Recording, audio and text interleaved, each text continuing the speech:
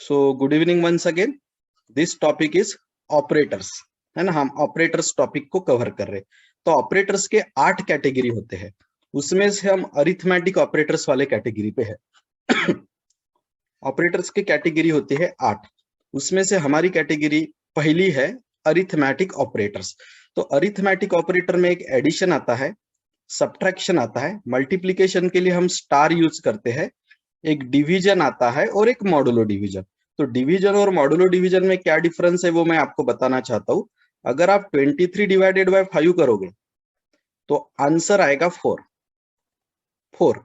हम इसको बोलते हैं कोशंट, तो आंसर आएगा 4। It is called as a quotient. लेकिन आप 23 मॉडुलो डिवाइड 5 करते हो, ऐसा मॉडुलो डिवाइड 5 करते हो तो आंसर आएगा 3। इसको हम बोलते हैं रिमाइंडर। रिमाइंडर कैसे क्या? तो देखिए ना, 23 को अगर आप 5 से डिवाइड करोगे तो क्वोशंट कितना आएगा? 4। और रिमाइंडर कितना बचेगा? 3। तो क्वोशंट निकालना है तो ये वाला साइन यूज होता, और रिमाइंडर निकालना है तो ये वाला साइन यूज होता। ठीक है, फिर से 2-3 एग्जांपल देता हूं ऐसे, डोंट वरी। फॉर एग्जांपल आप देंगे, अब आप आंसर दीजिए। 89 divided by 10, tell me the quotient. 8। Very good, quotient is 8। Quotient is 8। और 89 मॉड 10, 9। 89 को 10 से अगर मैं डिवाइड करूं तो क्वोशंट 8 आता है, 10 इंटू 8 80। लेकिन मॉड करूं तो रिमाइंडर 9 आता है। और देखते हैं,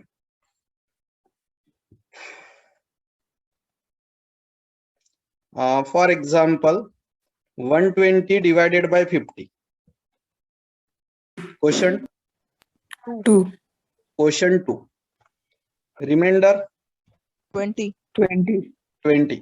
तो अगर आपको क्वोशंट चाहिए तो डिवीजन करना, और रिमाइंडर चाहिए तो मॉडुलो डिवीजन। यस, तो ये 5 ऑपरेटर्स है।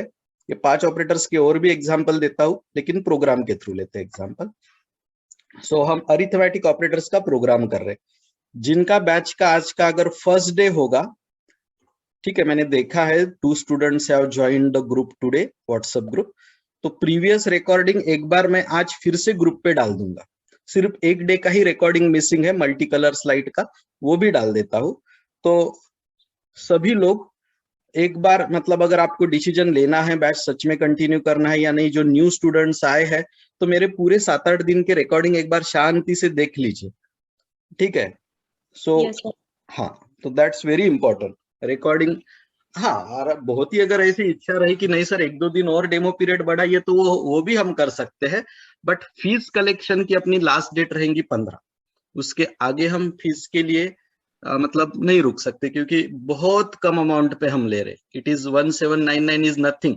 जब मेरा एजुकेशन 2005-6 में चल रहा था, तब मेरी फी 2800 रुपए थी सी लैंग्वेज की, लगभग टोटल। ठीक है, अब उससे भी कम क्यों? क्योंकि स्ट्रेंथ ज्यादा है, इसलिए मुझे कम फीस में। आप किसी भी इंस्टीट्यूट में जाओगे ना, सी लैंग्वेज सीखने के लिए 8-10 स्टूडेंट को सिखाते हैं बोलो। अब अपने पास है ही 60 स्टूडेंट, इसलिए मुझे कम फीस में पूरा था, दैट्स इट। ठीक है, चलिए स्टार्ट करते हैं। तो सबसे पहले हाँ बोलिए। हाँ, कल भी टाइम यही रहेगा ना ट्यूशन का? हाँ, ये रेगुलर टाइम है। मतलब 2008 से सी लैंग्वेज की बैच हमेशा 6 से 7 ही रहती है। इट्स स्टूडेंट कन्वीनियंस टाइम, इसीलिए हम यही टाइम लेते हैं हमेशा। Okay sir, thank you. आपके सीनियर्स भी इसी टाइम पे आते थे सभी के लिए। मतलब 2008 से पैटर्न ही वही है, क्योंकि आपके बाकी भी बैचेस फिर इस बैच के हिसाब से टाइमिंग एडजस्ट रहते ना, इसलिए। Yes sir, thank you sir. Welcome. So arithmetic operators का प्रोग्राम कर रहे हैं हम। ये जो 2 लाइन्स आप देते हो, ये 2 लाइन से जो चीज शुरू होती है उसको कमेंट्स बोला जाता है। क्या बोला जाता है? कमेंट्स। और एक नाम है उसको कमेंट्स के अलावा, डॉक्यूमेंटेशन। यस, इसको कमेंट्स या डॉक्यूमेंटेशन बोलते हैं। ये जो 2 लाइन है, it is called as a comments और it is called as a documentation. इसको लिखने का एक और तरीका है। मैंने क्या किया, यहाँ पे 2 बार स्लैश दिया, और यहाँ जो मुझे लिखना था XYZ वो लिख दिया। अरिथमेटिक ऑपरेटर्स या ऐसा भी लिख सकते हैं आप। Program on arithmetic operators. ठीक है, तो ये जब आप 2 स्लैश देते हो तब ये कमेंट शुरू हो जाता है, इसको डॉक्यूमेंटेशन भी बोलते हैं, और at the end of line वो ऑटोमेटिक खत्म होता है। ये अपने प्रोग्राम का हेडिंग हो गया। हेडिंग देना कंपलसरी नहीं है, if you want you can skip this line. ये लाइन आपने डिलीट भी कर दी तो भी चलेगी, या एक ऑप्शन ये भी है slash star star star slash, ये भी एक ऑप्शन आपके पास है। ठीक है, एक डबल लाइन से किया तो फायदा क्या है कि शुरू करो, एंड करने की जरूरत नहीं। ये वाला सिंबल यूज किया तो क्या करना पड़ता, शुरू भी करना पड़ता और एंड भी करना पड़ता, दोनों चीजें करनी पड़ती। तो चॉइस इज योर्स। तो यहां मैंने लिखा है प्रोग्राम ऑन अरिथमेटिक ऑपरेटर्स। अगर ये हेडिंग देना नहीं देना आपके हाथ में, it's not compulsory at all. देना है तो आपको जैसा कंस्ट्रक्ट करना है इंग्लिश में सेंटेंस वैसा आप करिए, कोई उसमें ये नहीं है। अब यहाँ पे एक हेडर फाइल लिखनी पड़ती है। ये हेडर फाइल का लॉन्ग फॉर्म होता है standard input output header file. और ये हेडर फाइल कितने स्टेटमेंट को सपोर्ट करती है? 2 स्टेटमेंट। 2 स्टेटमेंट्स। कौन से वो 2 स्टेटमेंट? प्रिंटफ और स्कैनफ, ये वो 2 स्टेटमेंट है जिसको ये सपोर्ट करता है। प्रिंटफ एक आउटपुट स्टेटमेंट होता है, स्कैनफ एक इनपुट स्टेटमेंट होता है। वो दोनों स्टेटमेंट आप तभी चूज कर सकते अगर ऊपर ये हेडर फाइल लिखी है। तो ऊपर आपने ये हेडर फाइल अगर नहीं लिखी है तो फिर वो 2 स्टेटमेंट का यूज आप नहीं कर सकते हो। प्रोग्राम शुरू होता है वॉइड मेन के बाद ये ओपनिंग करली ब्रैकेट से, यहां से अपना असली प्रोग्राम शुरू हो जाता है ओपनिंग करली ब्रैकेट से। ठीक है, अब मुझे क्या करना है, 2 नंबर्स के ऊपर 5 मैथमेटिकल ऑपरेशंस परफॉर्म करना है, एडिशन सब्ट्रैक्शन वगैरह। तो मैं 2 नंबर्स ले लेता हूं, n1 और n2। इंट लिखने का मतलब होता है कि नंबर्स ऐसे रहेंगे, ऐसे कुछ रहेंगे, इसको बोलते हैं इंट। और फ्लोट लिखने का मतलब होता है नंबर ऐसे रहेंगे, जैसे कि 12.5, 34.0, -98.76, ऐसा। तो ऐसे अगर पॉइंट में चाहिए तो आपको फ्लोट लेना पड़ता, और विदाउट पॉइंट चाहिए, ऐसे चाहिए तो आपको इंट लेना पड़ता। So what we are preferring right now, integer. Yes. अब मुझे क्या करना है, इसमें ये 2 नंबर्स को इनपुट लेना है, तो मुझे लिखना पड़ता है प्रिंटफ इनपुट। हाँ, स्कैनफ भी लिखूंगा ना, पहले मैसेज देना है ना मुझे, तो मैं मैसेज दे रहा हूँ इनपुट टू नंबर्स। अब इनपुट लेने के लिए स्कैनफ चाहिए, मुझे 2 नंबर इनपुट लेना है, तो %d कितनी बार लिखूं? 2 टाइम्स। 2 टाइम्स।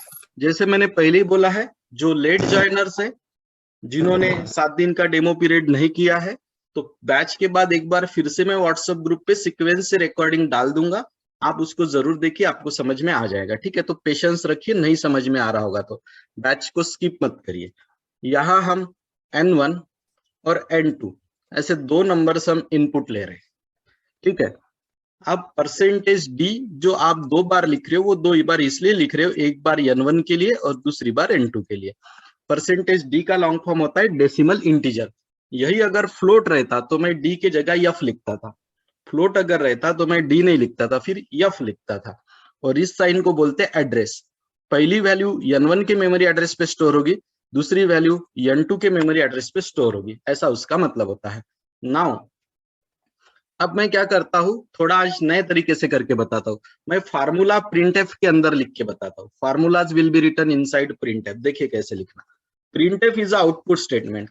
अभी मैं एक मैसेज दे देता हूँ, add equal to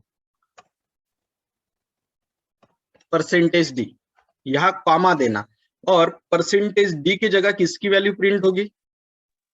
n1 plus yes, n1 plus n2। यहाँ n1 प्लस n2 की एडिशन कैलकुलेट होगी, और जो भी आंसर आएगा वो %d के जगह पे जाके डिस्प्ले होगा। ऐसे 5 बार प्रिंटफ लिखता हूं मैं। अभी सब्ट्रैक्शन, क्या लिखूं फार्मूला सब्ट्रैक्शन के लिए? n1 minus n2। अभी multiplication,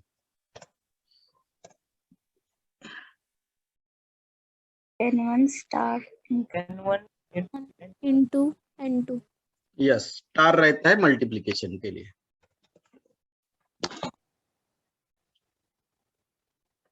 division N1 slash N2 Slash N2. और लास्ट मॉड लिखो या रिमाइंडर लिखो, message is your choice, remainder लिख लेता हूं। N1 मॉड N2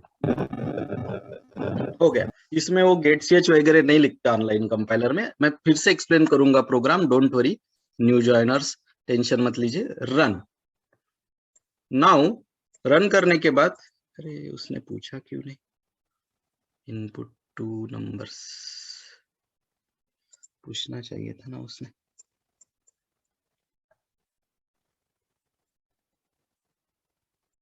हमने सिर्फ मैसेज ही टाइप किए।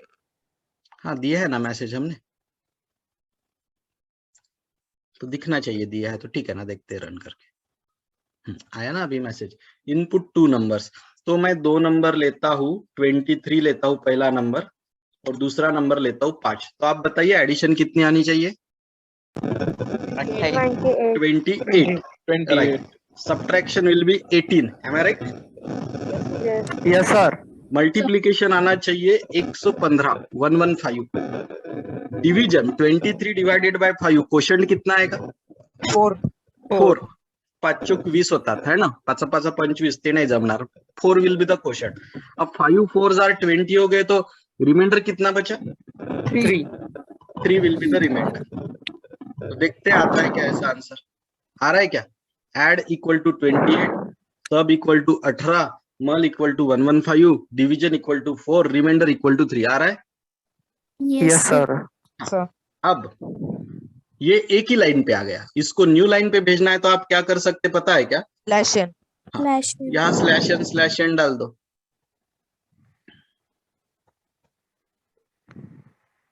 स्लैश एन से कर्सर कहाँ चला जाता है? नीचे. नीचे।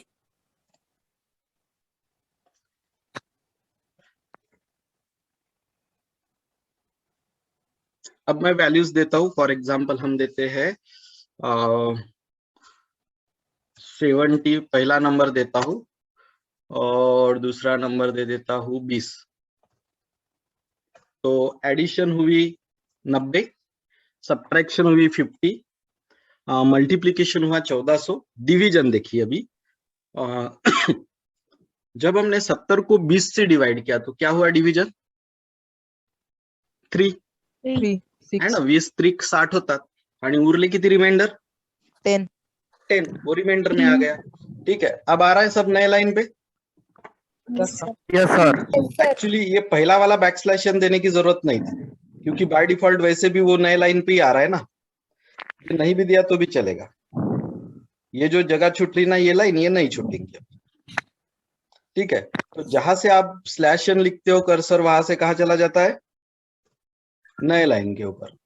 ठीक है, एक बार अब इस प्रोग्राम को एक्सप्लेन करता हूं, आप ही आंसर देंगे। इस लाइन को कौन से 2 नाम दिए थे? Comments and comments and documentation. इसको कमेंट बोलते हैं, इसको डॉक्यूमेंटेशन बोलते हैं। यहाँ प्रोग्राम का हेडिंग लिखा जा सकता है। ये लिखने के 2 तरीके होते हैं, एक तरीका दिख ही रहा है, दूसरा तरीका नीचे देता हूँ, ये वाला जैसे कि इसमें मैं आज की डेट लिखता हूँ 11 फरवरी 2022, ऐसे भी चलेगा। ठीक है, 2 लाइन रखे तो भी चलता है, ये भी कमेंट है, ये भी कमेंट है। ठीक है, अब आता है हेडर फाइल। ये जो हेडर फाइल है, ये हेडर फाइल अगर मैं निकाल दूं तो क्या प्रॉब्लम होता है आप ही देख लीजिए। कम से कम 2 एरर आएंगे। ये आ गई, एक एरर आ रही वो बोलता है यू कैनॉट यूज स्कैनएप, और दूसरी एरर आ रही वो बोलेगा यू कैनॉट यूज printf. प्रिंटएप आप यूज नहीं कर सकते, ऐसा वार्निंग वो हमें दे रहा है। ठीक है, तो ये प्रॉब्लम सॉल्व हो जाएगा अगर आप यहाँ पे क्या लिखो तो Include std. Include stdio.h। Yes, तो ये जो हेडर फाइल है ये लिखने के बाद वो प्रॉब्लम नहीं आता फिर। तो ये हेडर फाइल दो स्टेटमेंट को सपोर्ट करती है, printf और scanf। ये हेडर फाइल लिखने का मतलब है कि अब आप printf और scanf को लिख सकते हो विदाउट एनी एरर। ठीक है, अब आपने void main के बाद बहुत सारे स्टूडेंट्स क्या करते हैं, यहाँ सेमीकोलन देते हैं। यहाँ सेमीकोलन नहीं देना है, ध्यान रखना। ये जो ओपनिंग करली ब्रैकेट होता है ना, यहाँ से प्रोग्राम शुरू होता है और ये क्लोजिंग करली ब्रैकेट पे जाके प्रोग्राम खत्म हो जाता है। यहाँ हमने दो नंबर्स इनपुट लिए, n1 एंड N2 n2, दो नंबर्स आपने इनपुट लिए है हाँ बोलिए, डिक्लेयर किए हैं, इनपुट नहीं लिए, डिक्लेयर किए दो नंबर्स। अब ये वेरिएबल का नाम n1 n2 लेना कंपलसरी है क्या? No sir. No sir. Can be a and b also, a b भी चलेगा। अब a b अगर लेते हो, हाँ, अब ये printf में एक मैसेज देना है। मैसेज हमेशा डबल कोट में देना, इनपुट टू नंबर ऐसा मैसेज दिया है मैंने, यहाँ सेमीकोलन से खत्म। अच्छा, ये मैसेज देना कंपलसरी है क्या, दिस वाला? No sir. No No, sir. ये देखिए ना, ये मैसेज डिलीट करता हूँ। ये मैसेज डिलीट करने से क्या,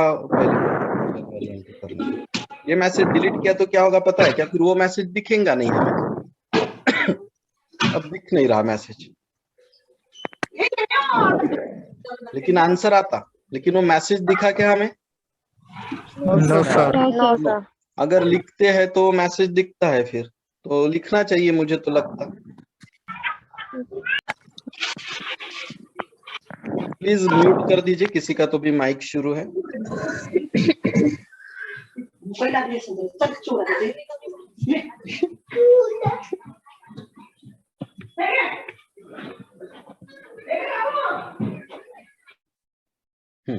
इनपुट टू नंबर्स। तो अभी अगर वेरिएबल के नाम आप ए बी कर दो तो कोई प्रॉब्लम नहीं, यहाँ वेरिएबल का नाम ए लो, वेरिएबल का नाम बी लो। अब यहाँ ए बी है तो यहाँ पे भी नाम क्या चाहिए फिर? AB. A B. Here also A plus B, A minus B. तो वेरिएबल के नाम इज योर चॉइस। राम और श्याम ऐसे भी जो दो नाम लिए वेरिएबल के, still there is no issue.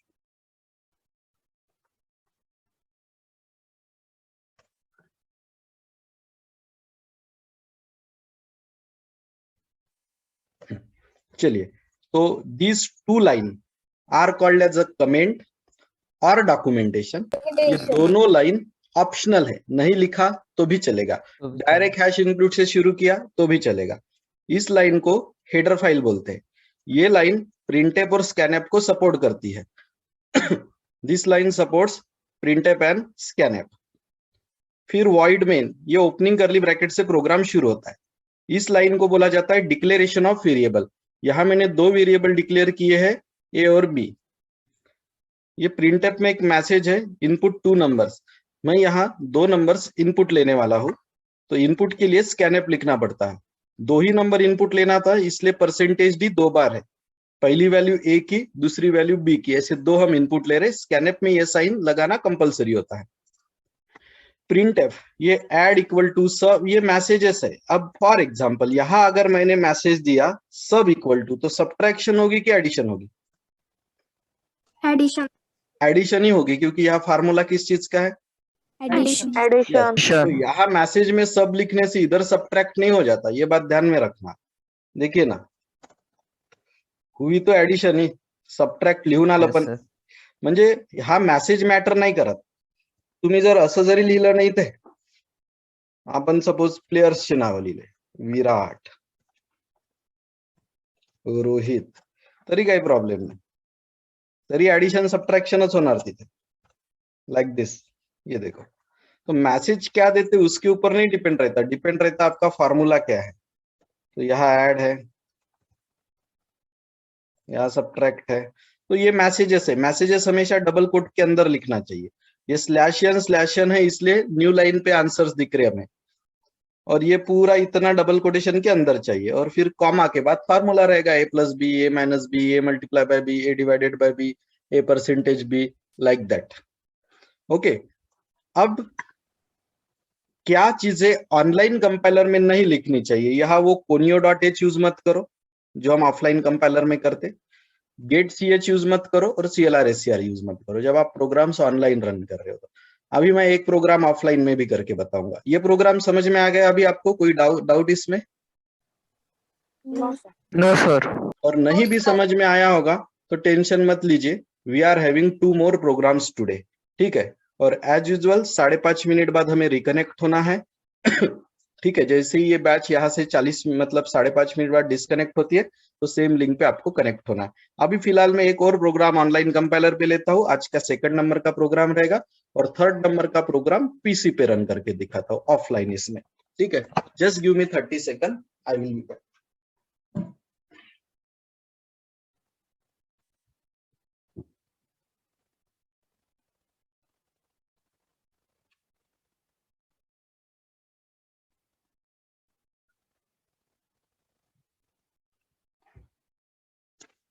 Okay, let's start.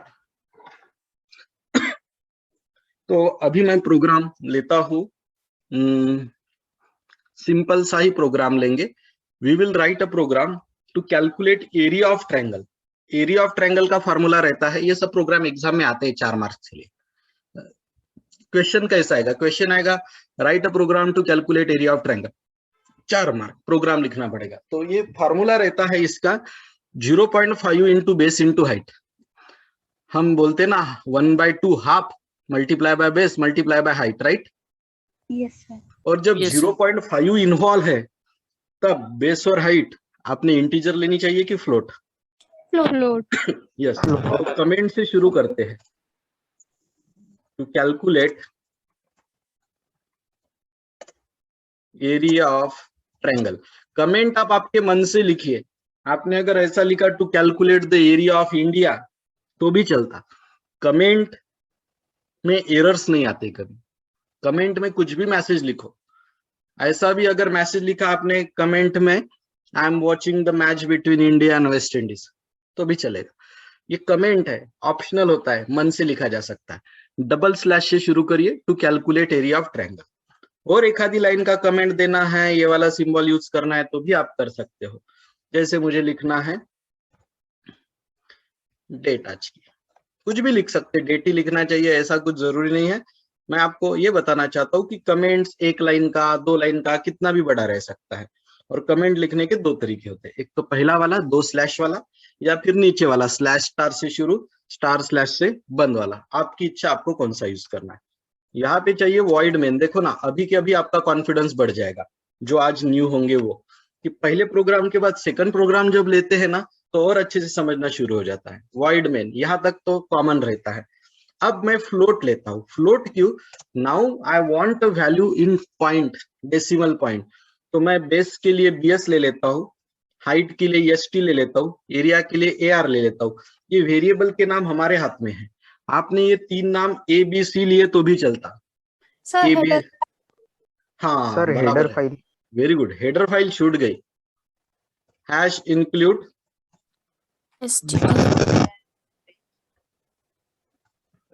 stdio.h, header file छूट गई थी, राइट। यहाँ फ्लोट लिया है, ये इंट और फ्लोट इन चीजों को डेटा टाइप नाम से बुलाया जाता है। Data type, printf input base and height, ऐसा मैसेज दे रहा हूं मैं। इनपुट लेने के लिए स्कैनएप का यूज होना चाहिए। अब फ्लोट है तो परसेंटेज अब लिखना पड़ेगा 2 बार। क्यों? क्योंकि मुझे कितनी वैल्यू इनपुट लेना है? 2 लेना है। और परसेंटेज एफ इसलिए कि फ्लोट है, पिछले प्रोग्राम में इंटीजर था तो D था, ठीक है। पहली वैल्यू BS के एड्रेस पे स्टोर होगी, दूसरी वैल्यू ST के। वो जो एंड का साइन है उसको एड्रेस बोला जाता है, एड्रेस। अब फार्मूला रहेगा AR equal to 0.5 multiply by BS multiply by height. अब इसको डिस्प्ले करता हूं, printf area equal to float है इसलिए परसेंटेज F। अब देखो इनपुट 2 थे तो परसेंटेज F यहाँ 2 बार है, लेकिन आउटपुट सिर्फ एक ही है तो परसेंटेज F कितनी बार रहेगा? 1 बार। और वहां AR की वैल्यू प्रिंट होगी। ये प्रोग्राम रन करता हूँ और जब हम रिकनेक्ट होंगे 1 मिनट बाद तो फिर उसमें डिटेल में एक्सप्लेन करता हूँ इसको। Input base and height, base दे देता हूँ मैं 12.78, हाइट दे देता हूँ मैं 34.675। अब वैल्यू मैंने पॉइंट में दी है, it is called as a float. Enter button press करता हूँ, एरिया आया 221.573242, पॉइंट के बाद 6 डिजिट आएंगे। I will explain this program in detail after 1 minute. These two lines are popularly known as comment or documentation. One more thing I will tell you. It's not necessary that comment should be written at the top. It can be written anywhere, wherever you want. For example, here I want to write down comment like this. This line is called header file. कहीं पे भी लिख सकते हैं आप comment, ऐसा कोई problem नहीं है। यह आपको लिखना है वेरिएबल्स आर डिक्लेयर्ड, ऐसा कहीं पे भी चलेगा कमेंट। ऐसा नहीं है कि कमेंट, देखिए हर दिन आपको कुछ नया नया सीखने के लिए है, हर बार कमेंट ऊपर ही 2 लाइन में रहेगा ऐसा नहीं है। कमेंट इज अ रिमार्क, वो आप किसी भी लाइन को एक्सप्लेन करने के लिए लिख सकते हो, ठीक है। तो ये हो गए कमेंट, या नहीं भी लिखा, ये दोनों लाइन डिलीट भी कर दिए तो भी चलेगा। This line is called as a header file. This line support 2 statement, printf, scanf. ये लाइन निकाल दी तो ना आप प्रिंटफ यूज कर पाओगे ना स्कैनफ यूज कर पाओगे। ये है void main. Opening curly bracket is the logical start of program, closing curly bracket is the logical end of program. Main के अंदर ये जितने लाइन्स आ रहे, ये लाइन सेमीकोलन से खत्म होने चाहिए। जैसे इंग्लिश में फुल स्टॉप रहता है, सी लैंग्वेज में सेमीकोलन रहता है। ये फ्लोट या पिछले प्रोग्राम में हमने इंट लिया था, ये डेटा टाइप से। इंट भी डेटा टाइप है, फ्लोट भी डेटा टाइप है। These are called as a data types, data का टाइप है ये। इसमें 3 वेरिएबल है, BS, ST, AR। नाउ ये 3 वेरिएबल अपने पास है। ये वेरिएबल के नाम अगर आपको पसंद नहीं है, आपको BS के जगह B लेना है, हाइट के लिए S लेना है, एरिया के लिए A लेना है तो भी चलेगा। फिर यहाँ पे भी वैसा ही कर दो, BH, BH,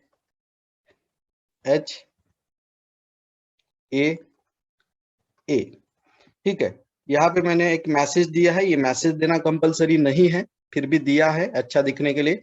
input base and height, जो भी मैसेज दोगे वो डबल कोट में देना।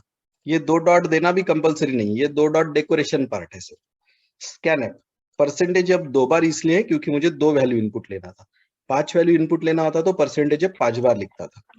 पहली वैल्यू बेस की है, दूसरी वैल्यू हाइट की है, इसको बोला जाता है एड्रेस ऑफ ऑपरेटर, ठीक है। ये है अपना formula, 0.5 multiply by base multiply by height. Answer A को असाइन हुआ। प्रिंटफ में मैंने एरिया इक्वल टू, ये मैसेज नहीं दिया तो भी, अभी देखिए अभी क्या लिख के आ रहा, area equal to 221 point something.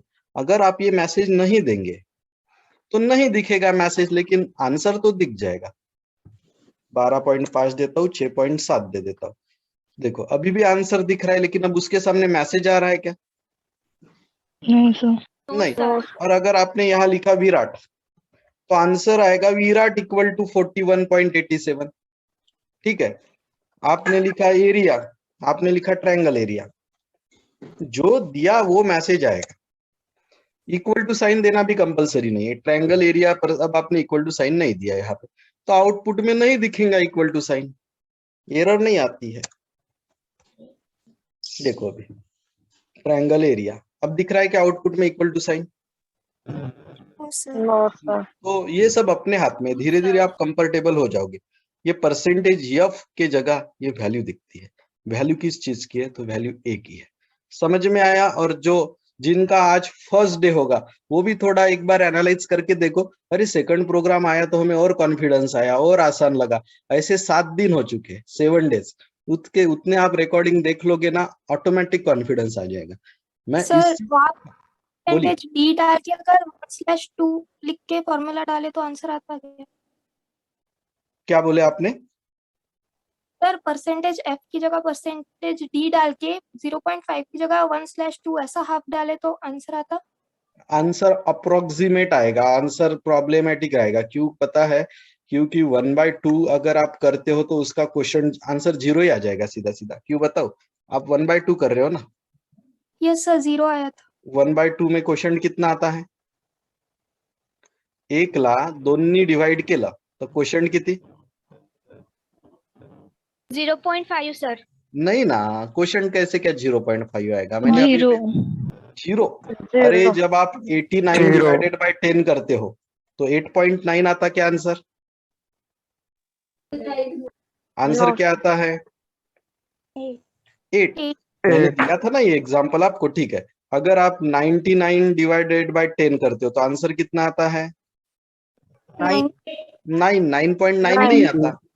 आप बोलोगे वो 9 कहा जाता सर, वो काय में पता चलता अपने को? रिमाइंडर। तो उसी तरह अगर आप 1/2 करोगे ना, 1/2, इसका मतलब 1 को आप 2 से डिवाइड कर रहे हो, 1 को 2 से डिवाइड किया तो क्वेश्चन कितना आता? 0 Zero. और 0 मल्टीप्लाई बाय एनीथिंग इज 0 0। तो आंसर Zero. क्या हो जाएगा पूरा ही? 0 Zero. 0। इसलिए वो पॉसिबल नहीं है, ठीक है। इसलिए ऐसे ही लिखना, ओके। ओके इसलिए आपका आंसर 0 आ गया था। हाँ, अभी भी नहीं समझा होगा तो टेंशन मत लीजिए, एक प्रोग्राम और है तीसरा। हम ये सभी प्रोग्राम अरिथमेटिक ऑपरेटर के ऊपर ही ले रहे, इसमें भी मल्टीप्लाई यूज हुआ ना, अरिथमेटिक ऑपरेटर ही तो है वो, ठीक है। अरिथमेटिक ऑपरेटर्स की ही कैटेगरी चल रही है अभी। ये मेरे स्क्रीन पे आप एक सॉफ्टवेयर देख रहे होंगे, टर्बो C++, ठीक है। ये आपके मोबाइल सॉरी आपके लैपटॉप पे आपको इसको इंस्टॉल करना पड़ेगा। यूट्यूब पे भी आप वीडियो देख लोगे ना, how to install turbo C++, तो आपको मिल जाएगा वीडियो। बहुत ही आसान है इंस्टॉलेशन, सिर्फ डबल क्लिक करना पड़ता। मैं करके दिखाता हूँ at the end of batch. इसमें करता हूँ अभी प्रोग्राम, इसको डबल क्लिक करता हूँ तो ये ओपन हो जाएगा। It is opening. यहाँ स्टार्ट टर्बो C++ में जाऊंगा मैं। आई सजेस्ट कि एज अ बिगिनर आप ऑनलाइन कंपाइलर पे रन करिए, अच्छी बात है, कोई प्रॉब्लम नहीं है उसमें। 1 मिनट, थोड़ा मैं चैट बॉक्स हाइड कर देता हूँ।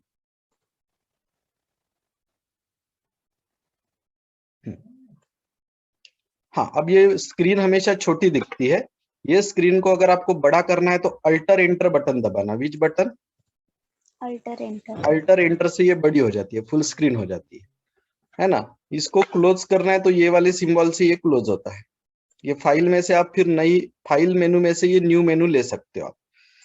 फाइल में से न्यू लेना। अब यहाँ कुछ लिखना, बंद करना है तो ये यहाँ पे पैरेट कलर का ये स्क्वायर बॉक्स है ना, इस पे ये बंद होता लाइक दिस। तो फाइल में से न्यू में जाएंगे हम। ये फुल स्क्रीन करना है तो ये राइट साइड पे एरो है, राइट साइड पे एरो, इससे वो फुल स्क्रीन होता। अब यहाँ पे मैं क्या करूंगा, कमेंट लिखूंगा एक, ठीक है।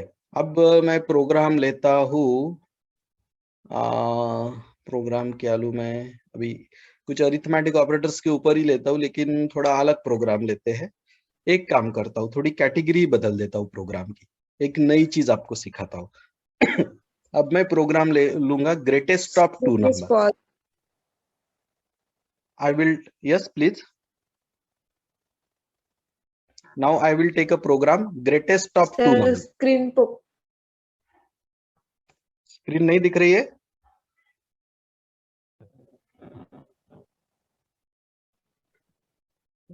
What is the problem?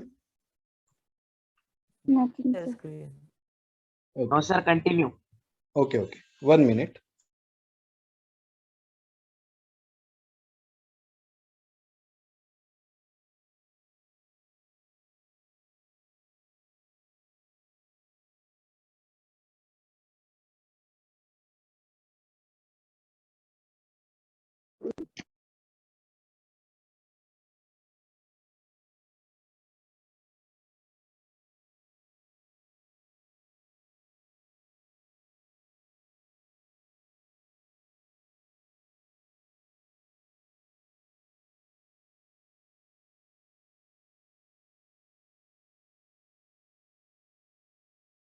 Okay.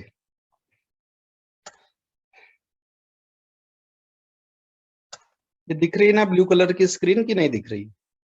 नहीं सर। Okay, Yes. गुड। तो सबसे पहले कमेंट टाइप करना है डबल स्लैश देके। तो यहाँ पे लिख रहा हूं मैं to decide greatest of 2 numbers. कितने नंबर्स में से ग्रेटेस्ट नंबर ढूंढेंगे? 2 number. To decide greatest of 2 numbers. ठीक है, कौन सी header file? Stdio.h. stdio. Offline compiler में एक और हेडर फाइल लिखनी पड़ती, कौन सी? Conio.h. conio.h। ये ऑनलाइन में लिखा तो एरर आता है conio.h, ऑनलाइन में मत लिखिएगा उसको, एरर आ जाएगा। अभी लिखते हम void main। ऑफलाइन में मत लिखिएगा, सॉरी ऑनलाइन में conio.h मत लिखिएगा, एरर आ जाएगी। अभी मैं क्या करता हूँ, ग्रेटेस्ट ऑफ 2 नंबर्स, तो मैं ले रहा हूं इंट, 2 नंबर्स ले लेता हूं n1 n2। अब प्रिंटफ में एक मैसेज देता हूं, इनपुट 2 नंबर्स। इनपुट लेने के लिए स्कैनफ, 2 नंबर लेना है तो परसेंटेज डी कितनी बार लिखूं? 2 times 2 times. Address n1, address n2 n2।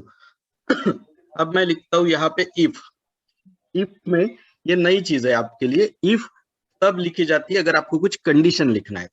मैं कंडीशन लिख रहा हूं कि n1 ग्रेटर देन n2 है क्या। अगर n1 ग्रेटर देन n2 रहेगा, अगर n1 ग्रेटर देन n2 रहेगा तो मैं प्रिंटफ कर दूंगा ग्रेटेस्ट इक्वल टू, कौन सी वैल्यू ग्रेटेस्ट रहेगी फिर अगर ये आंसर ट्रू आया तो? N1. और वैसा नहीं रहा तो एल्स में जाइएगा, एल्स। प्लीज म्यूट रखिए माइक आपका। यहाँ आप अगर वो बड़ा नहीं है तो फिर कौन बड़ा है? N2. n2। अब एक थोड़ी इसमें, हाँ, गेट ch, प्लीज म्यूट रखिए माइक।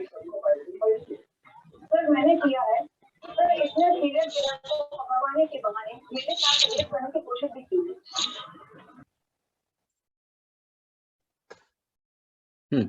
ये हो गया। अब ये प्रोग्राम को एक्सप्लेन करता हूँ। ये फर्स्ट लाइन को बोला जाता, screen is visible? Yes, sir. This first line is called as a comment or documentation. There are 2 ways of writing comment. 1 minute.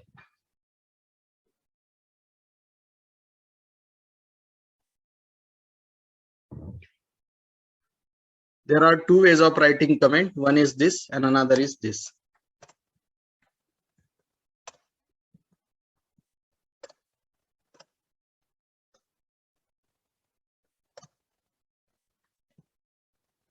These both ways are okay. ऊपर वाला लिखा तो भी चलेगा, ये नीचे वाला लिखा तो भी चलेगा, दोनों लिखा तो भी चलेगा। ठीक है, नाउ ये स्पेस देना जरूरी नहीं है, ऐसा ही दे दिया है इंटर। हैश इंक्लूड stdio.h, ये 2 चीजों को सपोर्ट करता है, printf and scanf। Hash include conio.h, ये भी 2 चीजों को सपोर्ट करता है, clr scr और getch। लेकिन वो clr scr और getch अभी तक, मैंने getch लिखा है, clr scr अभी तक नहीं लिखा, वो लिखूंगा थोड़ी देर बाद, डोंट वरी। अभी का तो ये getch भी हटा देता हूं। ठीक है, अब मैंने 2 वेरिएबल्स लिए हैं, n1 n2, दोनों इंटीजर है। बाद में मैंने मैसेज दिया इनपुट 2 नंबर्स, मैसेज प्रिंटफ के अंदर है, मैसेज दिया मैंने इनपुट 2 नंबर्स। परसेंटेज डी मैंने 2 बार लिखा है। क्यों 2 बार लिखा है परसेंटेज डी स्कैनफ में? Because I want to input 2 values. मुझे 2 वैल्यू इनपुट लेना था तो 2 बार लिखा है परसेंटेज डी। 4 वैल्यू लेना होता तो 4 बार लेता था। ठीक है, फ्लोट है तो f लिखना पड़ता, इंटीजर है तो d लिखना पड़ता। पहली वैल्यू n1 की है, दूसरी वैल्यू n2 की है। अब एक चीज में ध्यान रखना, आप मेन के अंदर सभी लाइन सेमीकोलन से खत्म हो रही है, एम आई राइट? Yes sir. लेकिन 2 स्टेटमेंट ऐसे है जो सेमीकोलन से खत्म नहीं हुए। एक है इफ, यहाँ सेमीकोलन नहीं चाहिए, नहीं चाहिए, और दूसरा है एल्स, यहाँ पे भी नहीं चाहिए। आप बोलोगे क्यों नहीं चाहिए, उसका रीजन है, इफ खत्म हुआ बताने के लिए क्लोजिंग ब्रैकेट ऑलरेडी है, राइट? Yes sir. उसी तरह एल्स मतलब उसको सीधा सीधा इफ और एल्स को क्लोजिंग सेमीकोलन नहीं रहता है, ठीक है। तो कभी भी ध्यान में रखना इफ के बाद सेमीकोलन नहीं, और ध्यान में रखना एल्स के बाद भी सेमीकोलन नहीं, बाकी सब जगह पे सेमीकोलन है। और ब्रैकेट्स के बाद तो कभी नहीं देते सेमीकोलन, ठीक है। तो देखिए दो वेरिएबल्स हमने लिए हैं n1 n2। अब इसको सेव कैसे करना प्रोग्राम को, तो फाइल मेनू में जाइएगा, फाइल मेनू में से ऑप्शन दीजिए सेव, या डायरेक्ट F2 कीबोर्ड की कीबोर्ड से F2 भी प्रेस कर सकते हैं। इस प्रोग्राम को नाम कुछ भी दे दीजिए, मैं नाम दे देता हूँ MS माइंडस्पेस का .c दीजिए, लेकिन .c दीजिएगा, ठीक है। अब इसको रन करने के लिए यहाँ जाइए, रन। हाँ, पूछ रहा है वो मुझे इनपुट 2 नंबर्स। Yes. हाँ, पहला नंबर देता हूं मैं 15, दूसरा नंबर देता हूं मैं 7। Who is get greater? 15. 15 yes 15। अभी मैं एंटर बटन दबाता हूं, तो एंटर बटन दबाने के बाद देखिए आउटपुट नहीं दिख रहा है, दिख रहा है क्या आउटपुट? No sir. तो कौन सी बटन प्रेस करूं ताकि आउटपुट दिखे? Alter F5। कौन सी? Alter F5। अब दिख रहा है क्या greatest equal to 15? Yes sir. फिर से रन करता हूँ, फिर से रन करता हूँ। पुराना आउटपुट गया कि वैसा ही है? वैसे ही वैसा ही है। अब दूसरे नंबर देता हूँ 23 70। कौन बड़ा है? 70। एंटर बटन दबाने के बाद अल्टर F5 करना पड़ता, तब आंसर दिखता। ग्रेटेस्ट इक्वल टू 70 दिख रहा है? Yes sir. अब ये अल्टर F5 की झंझट आप गायब कर सकते हो, उसके लिए क्या लिखना पड़ता है यहाँ? अब आप ऑब्जर्व करोगे कि अब मुझे अल्टर F5 नहीं करना पड़ेगा। देखिए ना, पुराना आउटपुट अभी भी नहीं गया। एक दिया 500, एक दिया 7000। Which is greatest? 7000 is greatest. Enter आ गया लिख के, ग्रेटेस्ट इक्वल टू 7000। अब अल्टर F5 करना पड़ा क्या? No. No. Reason is get ch। Get ch का लॉन्ग फॉर्म है गेट कैरेक्टर, गेट ch का लॉन्ग फॉर्म है गेट कैरेक्टर, तो नहीं करना पड़ा, ठीक है।